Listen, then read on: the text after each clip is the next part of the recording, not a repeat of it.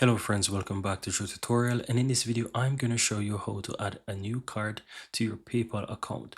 Now there's two ways to go about doing this. Once you're inside your PayPal account, if you look towards the right hand side, you'll have a button that says add card or bank, and you can click on that and you'll be able to quickly add a new card, and it says link a debit or credit card. Right, you will be able to click on this and link your card.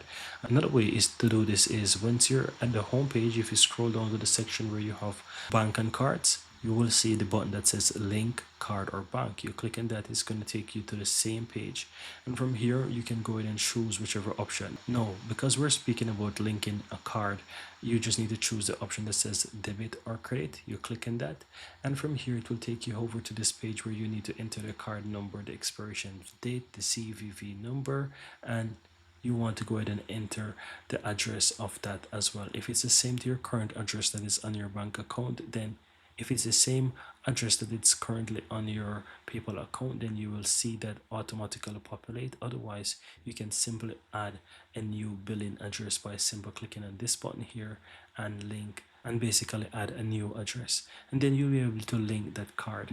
And that's all there is to it, guys. For easy and for simple.